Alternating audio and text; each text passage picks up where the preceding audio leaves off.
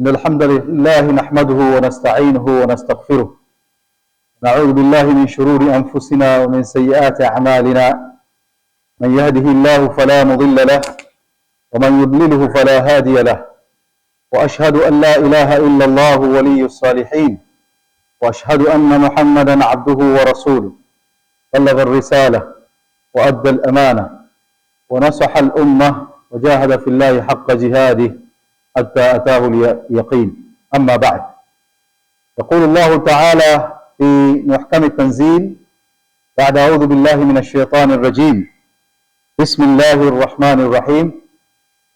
يا أيها الذين آمنوا كتب عليكم الصيام كما كتب على الذين من قبلكم لعلكم تتقون أياما معدودات.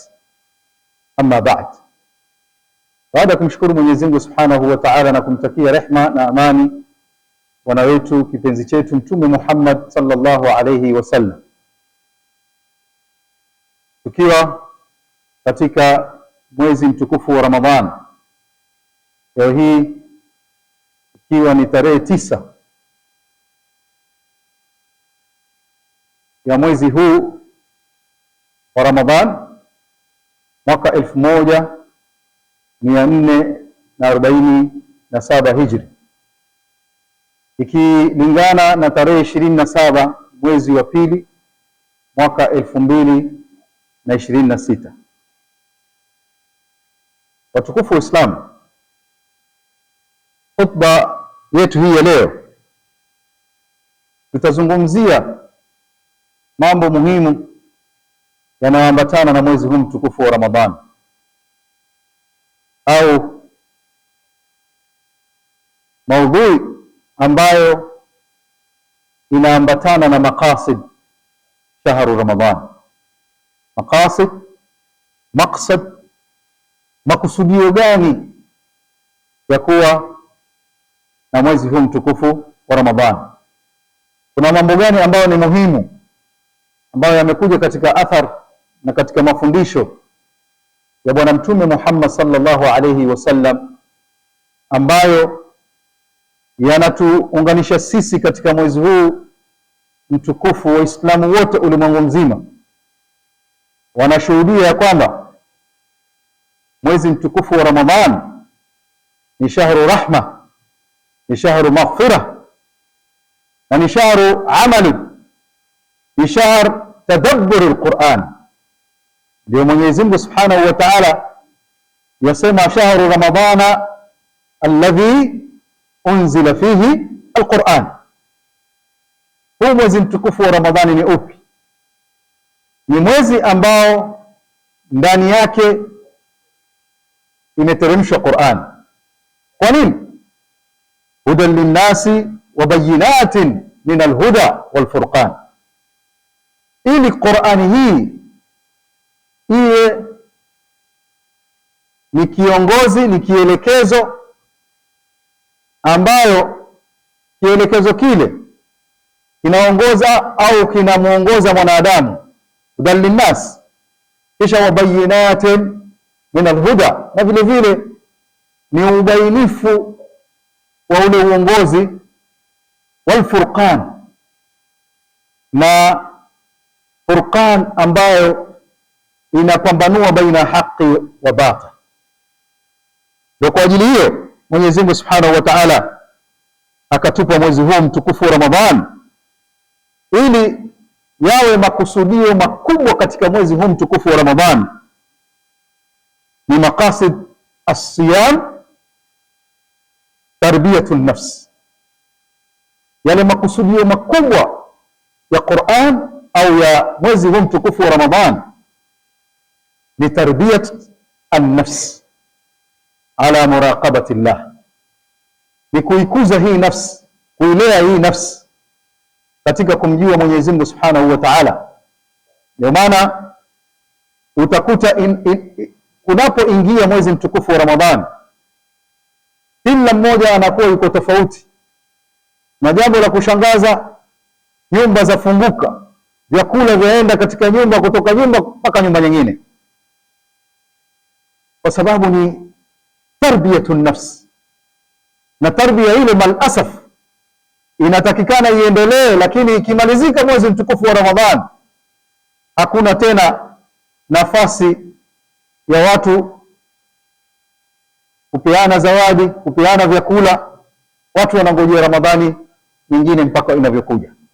Lakini Mwenyezi Mungu Subhanahu wa Ta'ala ametupa hii shahr, hiyo ni muhimu sana kwenye maisha yetu, kwa sababu nafsi yahitaji malezi, na hakuna malezi makubwa kama malezi ya siyam. Na jambo lingine ni wadhabti shahawat. Mwezi mtukufu wa Ramadhan katika maqasid ni kuyazuia au kuzuia zile shahawat, wajtinab almaasi, na vile vile kuepukana na maasi dhahiran wa batina, maasi ambayo yamo moyoni, dakhilia wa batina, na vile vile maasi mengine ambayo yako ndani ya mwili, katika nyoyo, katika amrad, na maasi mengine ambayo yako dhahir. Na kuna mafunzo makubwa katika hii siyam, na ndio katika hadithi al-Quds kupitia maneno ya Bwana Mtume Muhammad sallallahu alaihi wasallam katika hadith al-Quds akasema kwamba as-sawm li wa ana ajzi bi, as-sawm li wa ana ajzi bi. Mambo mengine utaonekana kuswali, kutoa zaka, kutoa sadaka, lakini leo hii ukijiuliza swali, mtu akijifungia ndani ya nyumba akinywa maji, nani atakayejua? Hakuna illa Allah. Yeyote atakayefanya chochote katika mwezi huu mtukufu wa Ramadhani, hakuna atakayejua isipokuwa Mwenyezi Mungu Subhanahu wa Ta'ala.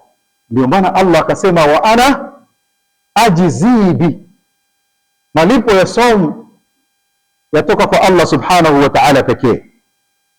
Ndio maana katika hali kama hii tukizungumzia maksudio ya kwanza ni tahqiq at-taqwa, ile end results, natija ya Ramadhan ni la'allakum tattaqun.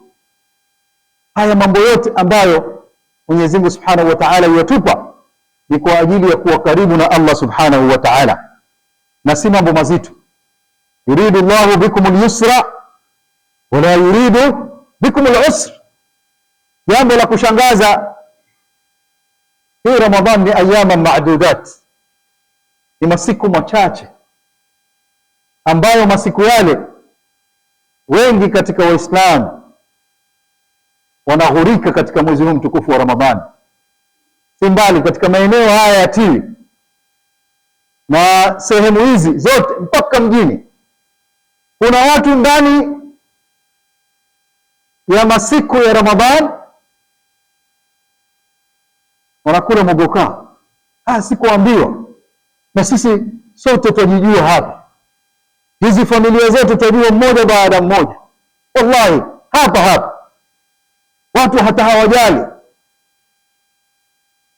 mchana wa mwezi mtukufu wa Ramadhan, hata si ale kaimati ama ale zabibu matunda, lakini wala mogoka ndani ya mwezi mtukufu wa Ramadhan. Kwa Mwenyezi Mungu Subhanahu wa Ta'ala akasema hadha sawm li wa ana ajzi bi, kwa sababu wengi wanakosa kufahamu malengo ambayo ni tahqiq at-taqwa kama alielezea Mwenyezi Mungu Subhanahu wa Ta'ala katika Qur'an. Jambo la pili ni ta'dhimi kalamillah azza wa jalla, kutukuza maneno ya Mwenyezi Mungu Subhanahu wa Ta'ala. Shahru Ramadhan alladhi unzila fihi al-Qur'an, mwezi mtukufu wa Ramadhan ni mwezi ambao Qur'an imeteremshwa katika mwezi huu. Kwa hivyo katika maqasid ihya as-sila, katika makusudio kuhuisha zile sila, mafungamano yako wewe na Mwenyezi Mungu Subhanahu wa Ta'ala, lazima yawe kupitia kwa Qur'an, tilawatan wa tadabburan wa amalan. katika kuisoma Qur'an.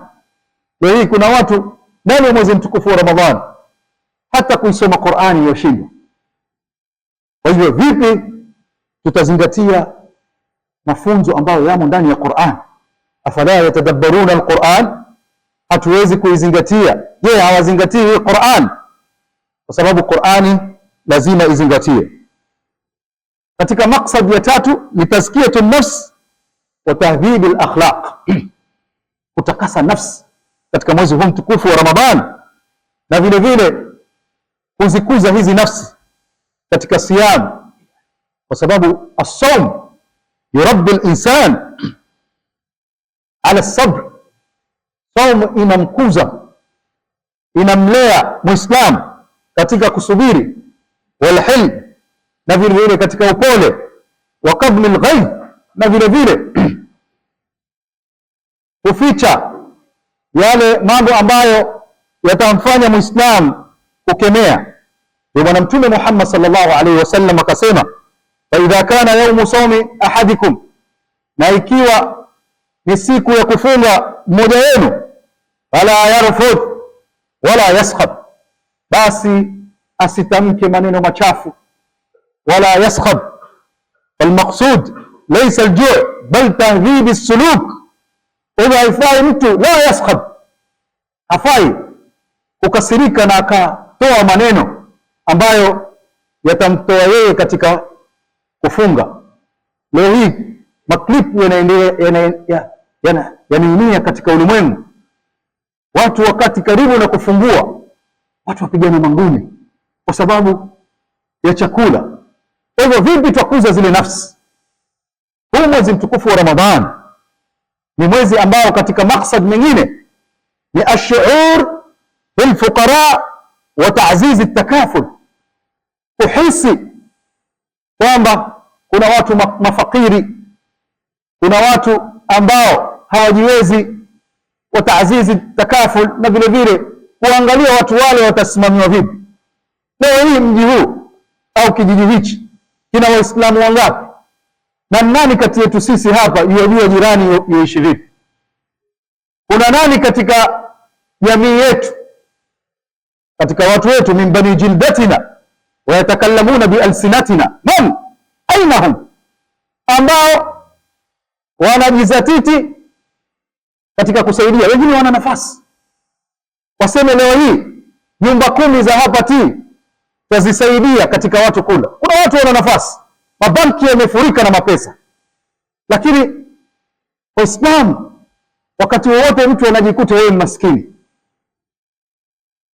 Ma naqasat min mali sadaqa, mali pindi anapoitoa Muislamu la yankus, ile mali haipungui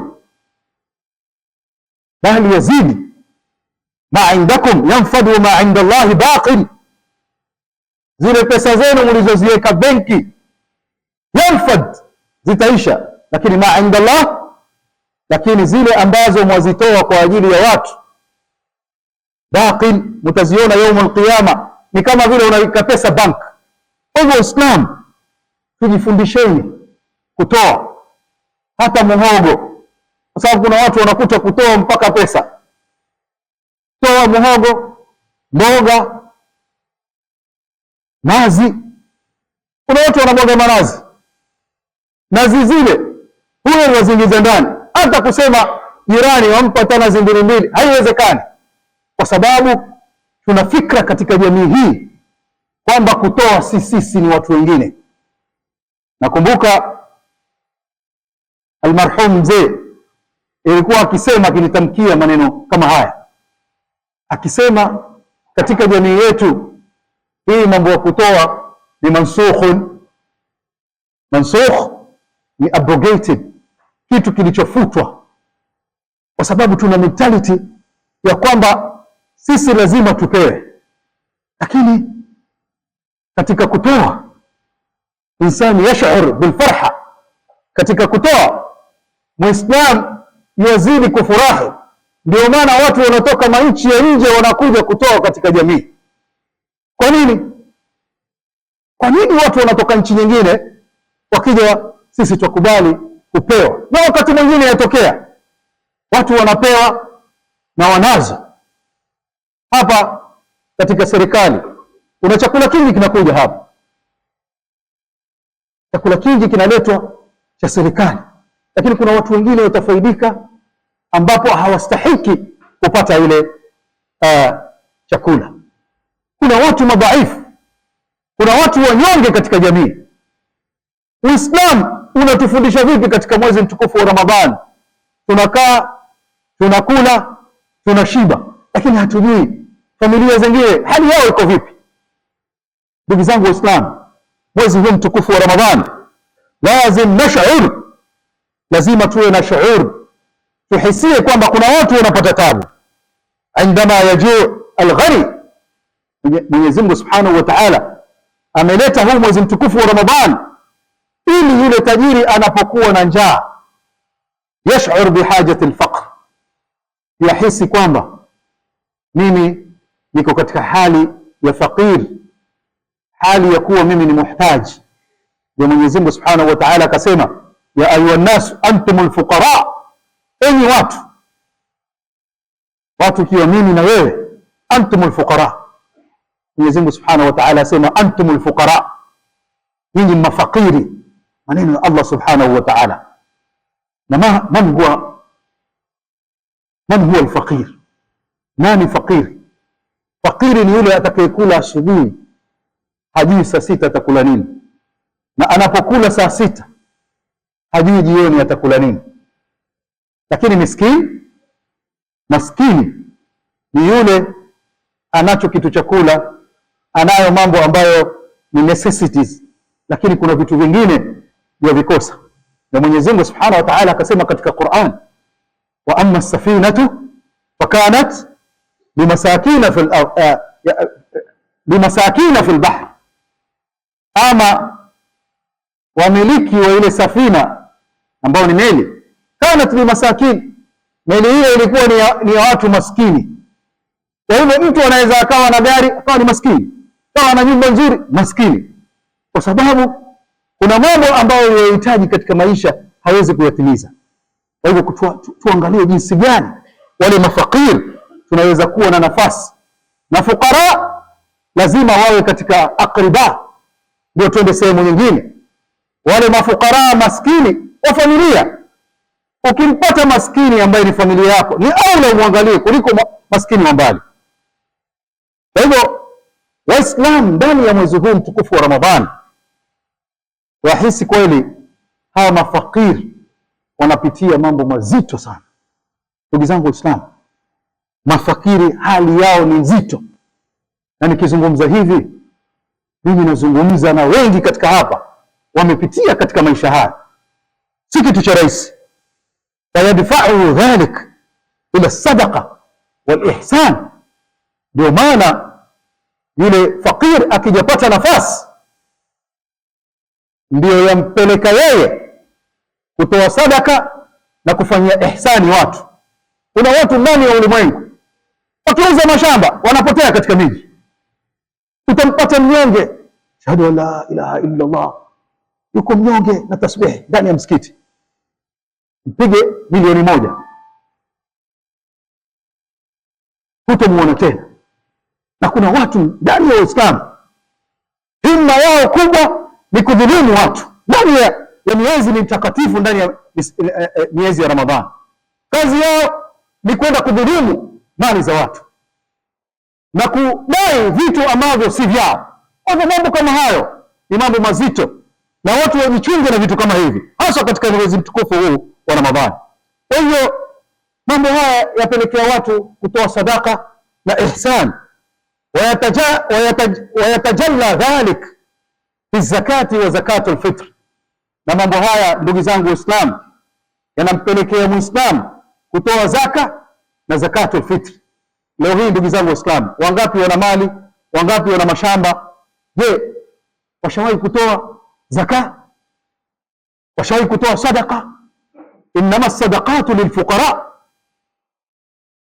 Una zakatul fitr yaja ni wajibu likulli muslimi, lakini kuna Waislamu hawatoi zakatul fitr ambao ni dhuhrat bisahi, inamtahirisha yule anayefunga kwa sababu ya mambo mengi yanayompitia katika mchana wa mwezi mtukufu wa Ramadhani.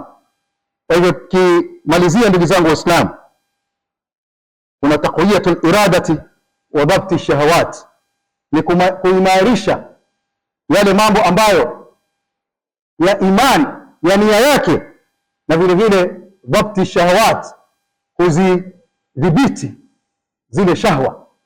Leo hii mwezi mtukufu wa Ramadhani, tembea utakapotembea, utapata watu wanyonge, watu madhaifu, hata kuzungumza shida, kwa sababu siku nzima yukaa bila kula. Kwa hiyo haya mambo ambayo yanampunguzia yeye kujishughulisha na shahwa, kwa sababu mtu pindi anaposhiba mambo mengine huja.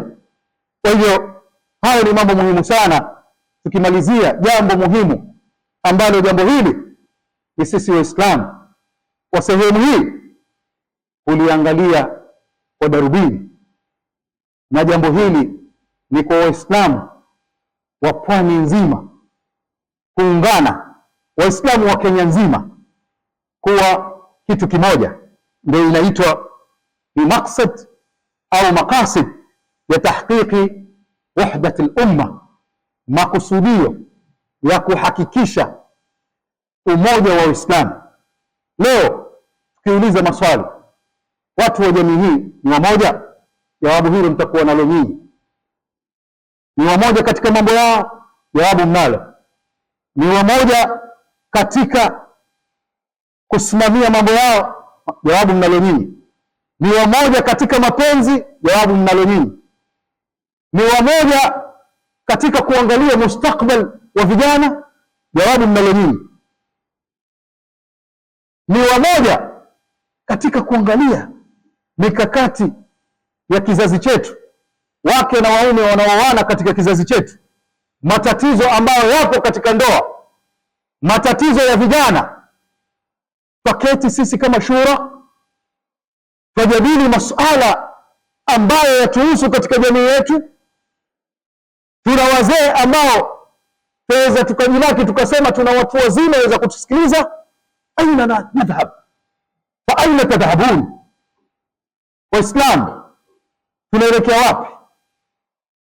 Tuna mikakati gani tunayoweka ya tuwe na mashule yetu, tuwe na university zetu, tuwe na mikakati ya kukuza biashara na kuwekeza? Tunao mambo haya? Leo hii tuna bandari, vijana wetu wako wapi? Magraduates wamejaa hapa, hamna naona kama graduates 10-20. Vipi? Watu wangapi hapa walifanya makazi makubwa? Walifanya succession plan, walifanya intergenerational leadership succession. Hii mifumo hii ni mifumo ya kina Zakaria alayhi salam, yarithuni wa yarithu ala Yaqub waj'alhu rabbi radiya. Kama Muislamu una jambo gani umefanya katika kutatua matatizo ya umma?